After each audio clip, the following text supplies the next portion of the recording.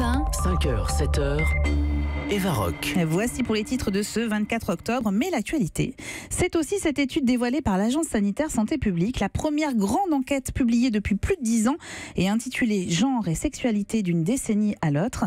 Bonjour Nathalie Bajos. Bonjour. Merci d'être avec nous ce matin en direct sur Europe 1. Vous êtes sociologue, directrice de recherche à l'INSERM et une des auteurs de ce rapport. Nathalie Bajos, fille-garçon, est-ce que l'égalité est enfin de mise en matière de sexualité? Je vous vois sourire. La réponse est toujours pas. Toujours pas. Toujours pas, non, effectivement. Ce que révèlent les données de cette grande enquête scientifique, comme vous l'avez souligné, parce qu'il y a beaucoup de sondages sur le sujet.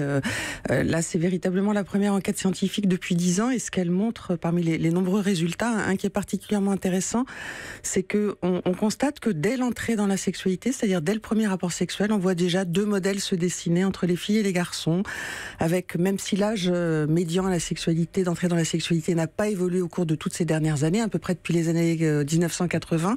Pour autant, il est de 17 ans pour les garçons et de 17 ans et 6 mois pour les filles, ce qu'on avait il y a 20 ans. Mais derrière cette stabilité de l'âge au premier rapport sexuel, je crois qu'il y a deux choses à souligner. D'abord, c'est que, les premiers rapports sexuels dits précoces avant 15 ans n'évoluent pas non plus, contrairement à ce qu'on entend très souvent dans les médias.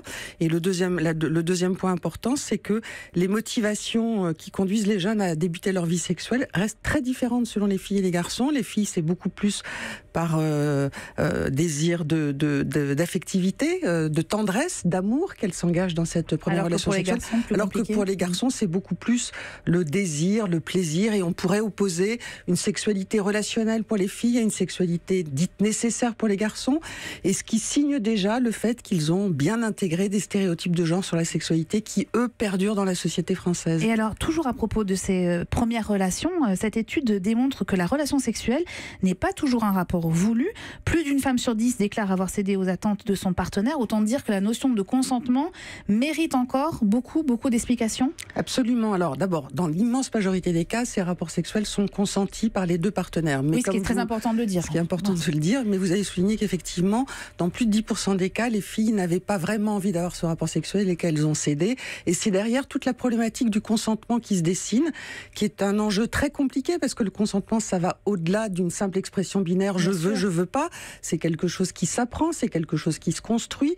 Et il est donc absolument important que les jeunes, et les moins jeunes aussi d'ailleurs, soient préparés à cet enjeu de savoir quels sont ses propres désirs, quels sont les désirs du partenaire, comment j'exprime mes désirs verbalement ou par des gestes, comment je tiens compte de ceux du partenaire pour que la sexualité soit véritablement un acte entre deux personnes qui souhaitent à ce moment-là s'engager dans une relation sexuelle. Anne Le Gall. Dans ce rapport, vous avez aussi estimé le nombre de rapports au cours de la vie, le nombre de partenaires. Quels sont les chiffres ?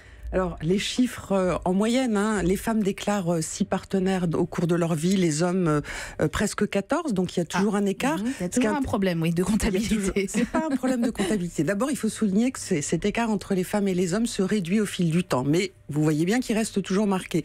Et en fait, ce que traduit cet écart, c'est pas du tout que les gens racontent n'importe quoi dans ces enquêtes scientifiques, c'est tout simplement, je dirais, que la définition d'un partenaire sexuel n'est pas la même pour une femme et pour un homme.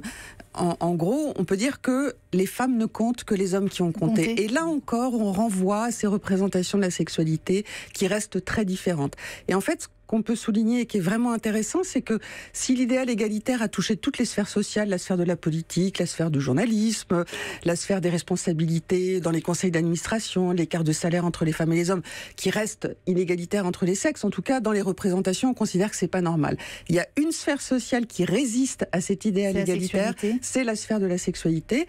Et cette résistance de la sphère de la sexualité, sociologiquement, elle est très intéressante parce que elle permet de donner sens aux inégalités qui perdurent dans les autres sphères sociales. Si finalement les femmes sont toujours moins bien payées, si elles ne sont pas ministres d'État ou à des postes régaliens, etc., finalement c'est normal, puisque elles sont fondamentalement pas pareilles que les hommes, puisque dans la sexualité, elles sont pas pareilles. Donc c'est un système un peu complexe, un système de représentation genrée qui touche toute la société et qui rend compte du fait que dans la sexualité, on résiste toujours. En tout cas, il y a une permanence entre les hommes et les femmes aussi.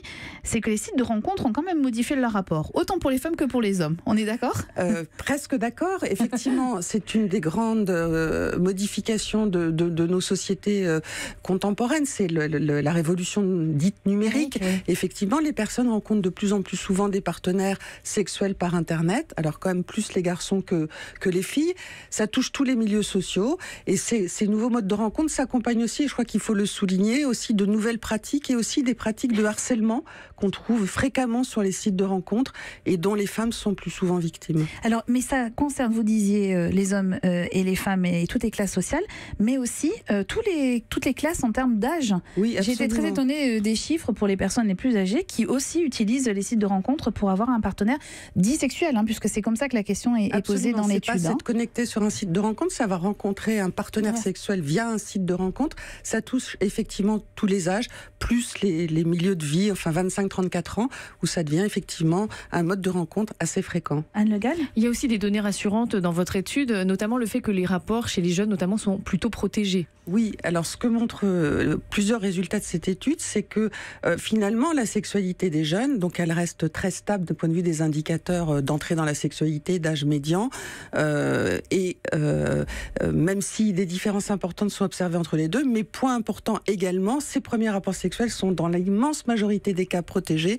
Les jeunes ont une sexualité tout à fait responsable.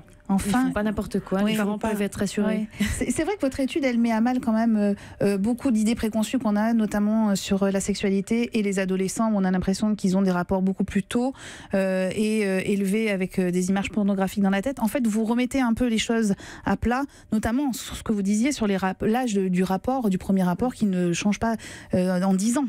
C'est la différence entre une enquête scientifique et des sondages qui sont faits et qui donnent lieu à l'expression de ce que les sociologues appellent une certaine panique morale de la part des adultes et qui s'explique en fait parce que dans nos sociétés contemporaines, les normes sur la sexualité sont extrêmement diverses. Elles émanent de l'école, de l'institution, de différentes institutions, de la famille, pour certains encore des institutions religieuses, mais aussi d'Internet beaucoup.